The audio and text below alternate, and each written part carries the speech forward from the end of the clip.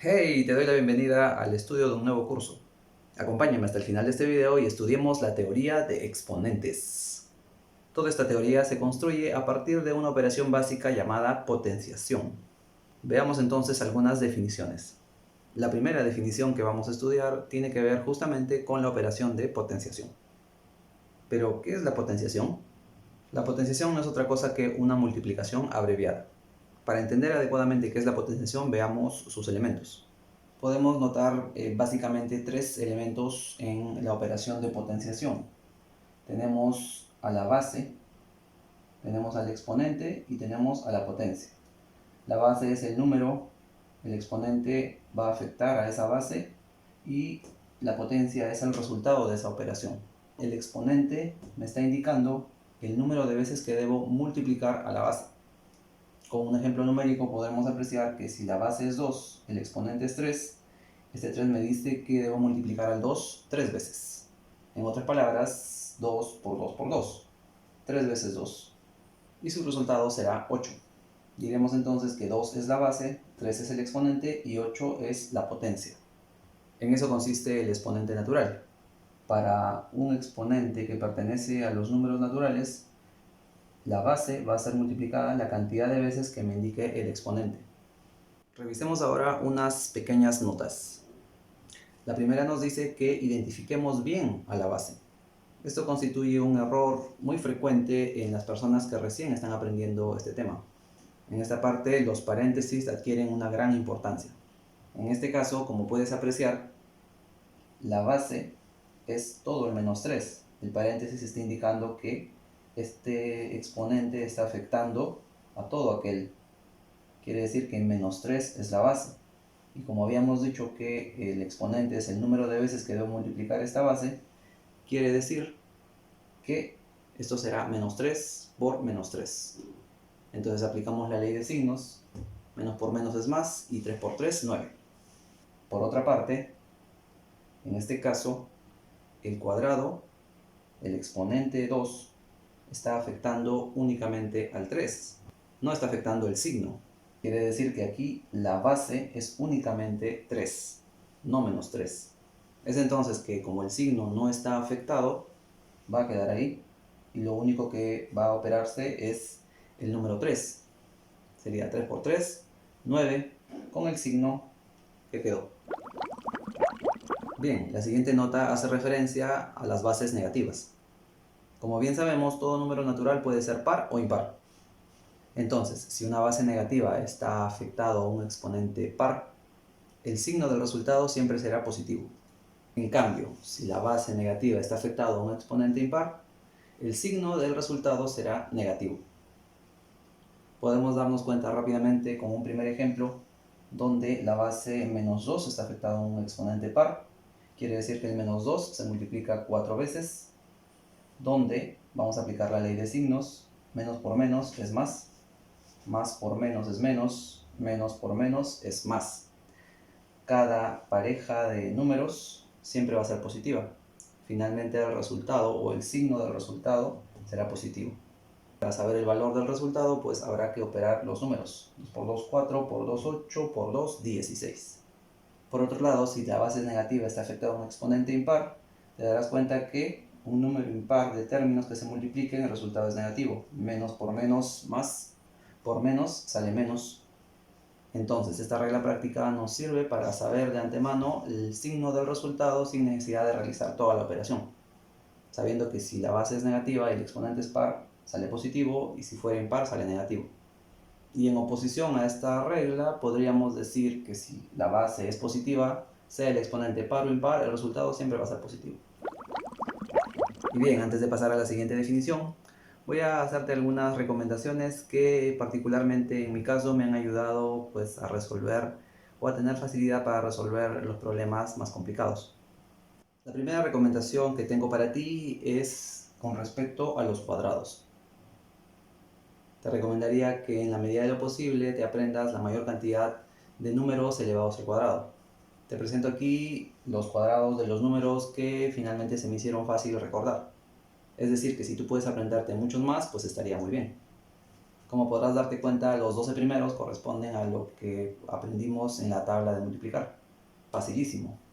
Pues 1 al cuadrado, 2 al cuadrado, 3 al cuadrado, 4 al cuadrado, 5 al cuadrado, 6 al cuadrado, ¿sí? 7 al cuadrado, 8 al cuadrado, vamos, es la tabla de multiplicar, 9 al cuadrado, 81, 10 al cuadrado, 100, 11 al cuadrado, 12 al cuadrado, ¿sí? 13 al cuadrado, 14 al cuadrado. Si recuerdas, el 13 al cuadrado, el 14 al cuadrado es muy parecido, solo que intercambias el 9 y el 6. 15 al cuadrado, 225. 16 al cuadrado, 256. 20 al cuadrado, 400. Y 25 al cuadrado, 625. La segunda recomendación que tengo para ti está relacionada con los cubos de los números, es decir, con el exponente 3. Y particularmente en mi caso recordé los cubos de los 10 primeros números. Veamos entonces los resultados. 1 al cubo, muy fácil. 2 al cubo, 8. 3 al cubo, 27. 4 al cubo, 64. 5 al cubo, 125. 6 al cubo, 216. 7 al cubo, 343. ¿Sí? 8 al cubo, 512. 9 al cubo, 729. Y 10 al cubo, 1000. Y la última recomendación que tengo para ti es aquella relacionada con las potencias de 2. Te sugiero aprenderte las 10 primeras potencias de 2. Completemos entonces los resultados. 2 a la 1, sencillo. 2 al cuadrado, sí, 2 al cubo. 2 a la cuarta, 16. 2 a la quinta, 32. 2 a la sexta, 64. 2 a la 7, 128. 2 a la 8, 256. 2 a la 9, 512. Y 2 a la 10, 1024. Al principio tal vez te cueste o pensarás que es muy difícil, pero realmente esta es la más sencilla de todas. Podrías primero aprendértela en orden y si te das cuenta, el resultado del siguiente se duplica. ¿Sí? El doble, 32, el doble, 64, suma 64 más 64, 128, 128 más 128, 256, y así puedes continuar. 512 más 512 te va a dar 1024. Así puedes aprendértelo de una forma más fácil. Por otro lado, puedes recordar quizás un número intermedio. Yo sugiero el 2 a la quinta. Si te aprendes bien 2 a la quinta, luego puedes duplicar o dividir entre 2. Es decir, para llegar de 2 a la quinta a 2 a la cuarta, simplemente voy a dividir entre 2. 32 entre 2, 16. Y si quiero pasar de 2 a la quinta a 2 a la sexta, debo duplicarlo. 32 más 32, 64. Así con todos. Bien, esas son las sugerencias que tengo para ti. Espero realmente que te sean muy útiles, que las puedas seguir. Usualmente siempre doy este tipo de recomendaciones, pero nadie me hace caso. La siguiente definición que estudiaremos será el exponente cero o exponente nulo. Aplicando esta definición, si tenemos un exponente 0 para cualquier base que sea un número real, el resultado siempre tiene que ser 1. La única condición para que esto sea válido es que la base no podrá ser 0. Es el único caso para el cual esta condición no está definida. Quiere decir entonces que cuando la base sea 0 y esté elevado al exponente 0, el resultado no será 1. Será un resultado indeterminado. Bien, y finalizamos con unos ejemplos. 2020 a la 0. Resultado 1. Menos 3 a la 0. Fíjate bien que la base del exponente 0 es solamente 3, no menos 3. Quiere decir que el resultado, el signo se mantiene y solamente será 3 a la 0, que debe ser 1. Y en este último caso, la base es menos 2. Todo ese menos 2 está elevado a la 0. El resultado tiene que ser 1. Bien, hablemos ahora del exponente negativo. Diremos que para que ese exponente negativo se convierta en un exponente positivo, la base deberá invertirse. Eso significa que lo que estaba en el numerador ahora será denominador y lo que estaba en el denominador ahora será numerador. Se ha invertido la base. Una consecuencia directa de esta definición, que realmente vemos a menudo en los problemas, tiene que ver cuando la base no es una fracción, sino es un simple número. Diremos que ese número que está afectado al exponente negativo se va al denominador teniendo ya el exponente positivo. Por ejemplo, el número 5 será igual a 5 sobre 1. Te recuerdo que una fracción es también una división indicada. Eso significa que esta fracción realmente es 5 entre 1 y su resultado será 5. Es por eso que decimos que debajo de todo número siempre está la unidad. Ahora, si queremos aplicar esta definición a lo que tenemos por aquí, podríamos decir que este a es a sobre 1 y todo eso está elevado al exponente negativo. Es así que vamos a aplicar la definición para que el 1 suba, el a vaya al denominador y ahora el exponente se convierte en positivo. Pero nos falta un paso más para llegar a esta igualdad. Más adelante en este video vamos a ver que hay una propiedad que se aplica a una fracción que está elevada a un exponente. Así es que nos adelantamos un poquito y diremos que este exponente afecta tanto al numerador como al denominador. Eso significa que esto se convierte en 1 elevado a la n sobre a elevado a la n. Y para terminar, debo mencionar que siempre cuando la base es 1 y ese 1 esté elevado a cualquier exponente, el resultado siempre será 1. Eso quiere decir que si aplicamos esto aquí, 1 a la n es 1 y esto se queda como a la n y llegamos a esta conclusión.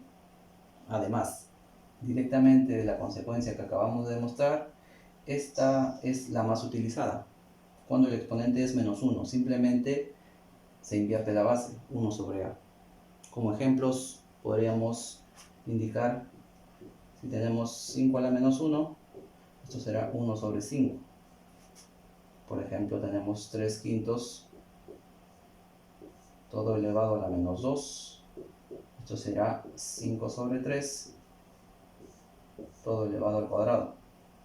Y como habíamos mencionado, este cuadrado va a afectar a ambos. 5 al cuadrado, 3 al cuadrado. Este es un resultado de 25 sobre 9. Veamos ahora un par de ejemplos, pero al revés. Tenemos esta fracción, 1/3. Como está aquí, podría ser que coloquemos el 3 y a la menos 1. Es decir, representar a la fracción como un número elevado a un exponente negativo. En este caso decimos que si el exponente es negativo, vamos a aplicar la misma regla. Para que el exponente se vuelva positivo, la base tiene que invertirse. Si inicialmente esto fue 1/3, ahora será 3. Pero esto que estaba con negativo se convertirá ahora en positivo. Quiere decir que 1 sobre 3 a la menos 2 se convierte en 3 al cuadrado.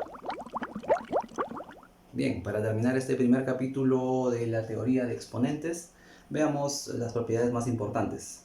Cuando tenemos una serie de 2 o más multiplicaciones donde identificamos que la base es la misma, esto se puede simplificar colocando una misma base, una sola base, y como resultado la suma de los exponentes de cada base. Entonces, cuando hay una multiplicación de bases iguales, los exponentes se suman. Y como ejemplo tenemos aquí a 3 elevado a la 7 por 3 elevado a la menos 2. Identificamos la base, es la misma, colocamos solo una y como resultado, como exponente final, será la suma de estos dos. Quiere decir que es 7 más el menos 2. Esto se convierte en una suma algebraica, ¿sí? Donde aquí aplico la ley de signos, más por menos es menos, significa que sería 7 menos 2, 5. Que sería el exponente final de la única base. Entonces 3 a la 7 por 3 a la menos 2, 3 a la quinta. Por otro lado, cuando tengo las bases que se dividen, la misma base que se divide, como resultado el exponente único será la resta de sus exponentes. Diremos entonces que para una división de bases iguales los exponentes se restan. Como ejemplo tenemos a los mismos números, 3 a la 7 entre 3 a la menos 2, colocamos un solo 3 y el resultado será la resta de 7 con el menos 2, 7 menos el menos 2. Resolvemos una vez más esta operación, 7 menos menos 2, menos por menos es más, 7 más 2, 9. 3 a la 7 entre 3 a la menos 2 equivale a 3 a la 9. Conociendo muy bien estas propiedades, tú puedes trabajar cualquier ejercicio de forma diferente. Por ejemplo, en este caso podríamos aplicar la propiedad del exponente negativo. Como recordarás, habíamos visto que 1 sobre 3 a la menos 2 equivale a 3 al cuadrado. Es lo mismo. Quiere decir que si aplicamos ese concepto aquí, el 3 a la 7 queda ahí, y este 3 a la menos 2 puede subir como 3 al cuadrado. Y aquí nos estamos encontrando con una propiedad de multiplicación de bases iguales. Diremos entonces que su exponente final será la suma de sus exponentes individuales. El resultado será un solo 3 y la suma de 7 con 2. Como te darás cuenta, el resultado es el mismo. Veamos ahora dos propiedades más. La potencia de un producto. Cuando yo tengo una multiplicación de dos números y toda esa multiplicación está elevada a un exponente, el exponente se puede repartir entre cada uno de los factores. A elevado a la n por b elevado a la n. A modo de ejemplo, si yo tengo 15 al cubo y puedo descomponer el 15 como 3 por 5, aquí tengo una multiplicación y está elevado a un exponente. Este 3 exponente va a pasar a esta base y a esta otra. 3 al cubo por 5 al cubo. De forma similar, vamos a ver ahora la potencia de un cociente. Cuando tengo una división, una fracción, está elevado a un exponente, el exponente se va a repartir a cada uno. Sería entonces a elevado a la n sobre b elevado a la n. Y aquí un ejemplo numérico. 7 quintos todo elevado al cubo será 7 al cubo sobre 5 al cubo. Bien, veamos ahora dos propiedades más. Particularmente estas dos formas son similares y por eso generan mucha confusión. Veamos sus diferencias. Por este lado tenemos lo que es potencia de potencia, es cuando yo tengo una potencia y esa potencia está elevada a otra potencia. Es decir, tengo aquí una operación de potenciación y además hay otra que afecta a esa operación de potenciación. Como resultado de esta operación se obtiene una multiplicación de exponentes. Quiere decir que cuando tengo una potencia de potencia, los exponentes se multiplican. A la m todo elevado a la n será a la m por n. Y como sabemos que la operación de multiplicación es conmutativa, podemos intercambiar m por n y no pasa nada. M por n es igual que n por m. Es por eso que podemos reacomodar esta expresión colocando primero n y después m, puesto que al final este resultado siempre será la multiplicación de exponentes. Eso quiere decir que en una potencia de potencia yo tranquilamente puedo invertir la posición de los exponentes. Por aquí un ejemplo numérico, sí, 7 al cuadrado, todo al cubo, el resultado final va a ser la multiplicación, 3 por 2, o sea 7 a la sexta. Veamos ahora lo que es exponente del exponente. La diferencia clara entre estas dos es que esta forma no tiene ningún paréntesis. Aquí podrás encontrar no solo uno, pueden ser más paréntesis. Y siempre el resultado final será la multiplicación de los exponentes. Pero cuando no hay ningún paréntesis, el procedimiento es distinto. Quiere decir que cuando no hay paréntesis, no tienen que multiplicarse los exponentes. Entonces, ¿cómo lo resolvemos? Vamos a ver. Cuando existe una forma así, exponente tras exponente, vamos a operar esta expresión desde el exponente más elevado, el que está más arriba. Y vamos a ir trabajando 2 a 2. Quiere decir que primero trabajamos esta potenciación, n elevado a la p. Este resultado será el nuevo exponente de este otro. Después de efectuar esta nueva potenciación, tenemos un nuevo exponente para esta base. Veamos un ejemplo. Tengo aquí una serie de exponentes, donde la base principal es 2, exponente 2, exponente 3, exponente 7 y exponente 0. Vamos paso a paso. Como te había mencionado, primero tenemos que trabajar los dos últimos. Eso significa olvidarnos de todo esto. Tendríamos que trabajar con 7 a la 0. ¿Cuánto es? Correcto, 1. Eso significa que todo esto que está aquí es 1. Entonces vamos a hacerlo por partes. El cuadrado está aquí, el 3 está aquí y en vez de esto será 1. Seguimos con la operación. 3 elevado a la 1 simplemente es 3. Continuamos. 2, aquí un 2 y aquí como resultado quedó 3. Seguimos operando. 2 al cubo. ¿Cuánto es 2 al cubo? No es 6. 2 al cubo es 2 por 2 por 2, 8. Y finalmente, si te aprendiste las potencias de 2, 2 a la 8 equivale a 256. Por último, y no menos importante, estudiaremos ahora al exponente fraccionario. Entonces, cuando el exponente es una fracción, esto equivale a representarlo como una raíz, un radical, donde el índice del radical corresponde al denominador de la fracción y el exponente m queda sobre la base. Esta expresión es también equivalente a esta otra. Es como si este exponente sale fuera del radical. Esto se justifica representando esta expresión en el exponente, colocarlo de esta manera. Esta multiplicación es lo mismo que esto.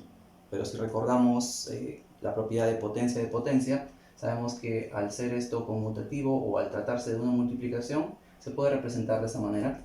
Ahora, este será la expresión radical, donde n es el índice de esta raíz, y todo eso está elevado a la m. Esa es la justificación de esta igualdad. Podemos observar entonces que todo exponente fraccionario me genera una expresión radical.